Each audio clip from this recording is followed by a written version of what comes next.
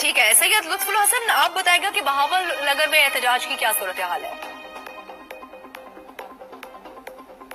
جی بالکل، پنجاب کے باقی اضلاع کی طرح بہاول نگر میں بھی آج چوتھا روز ہے اور وکلا نے اسٹرائک کی ہوئی ہے۔ میں آپ کو بتاتا چلوں کہ یہ جو 22A ہے اور 22E ہے، جس میں یہ مقامی وکلا اور جو سائلین ہے پریشان ہے، اس میں نظر ثانی کے لیے کہہ رہے ہیں وہ یہ ہے کہ یہ اگر مقامی تھانے پہ تھانے دار یا سجود اگر کسی غریب آدمی کی بات نہیں سنتے تھے تو وہ عدالت کا سہارا لے کے یہ ریٹ پٹیشن دائر کر کے اپنا مقدمہ جو ہے وہ درج کروا لیتے تھے اور عدالت کے حکم پر اس سائل کی تھانے میں سنوائی ہو جاتی تھی۔ بس اب اس کو ختم کرنے سے جو ہے وہ سائل وہ اس حق سے محروم ہو گیا ہے۔ اب وکلا کا یہ کہنا 92 نیوز کی جب وکلا سے اور بعض سائلین سے بات ہوئی تو انہوں نے یہ کہا ہے کہ اس میں ہم اس لیے اسٹرائک کر رہے ہیں کہ جو سپریم کورٹ ہے وہ اپنے 2019 کی جو پالیسی ہے جوڈیشل پالیسی اس میں ترمیم کرے تاکہ جو مقامی لوگ ہیں، مقامی جو سائل ہیں، ان کو وہ ریلیف مل سکے۔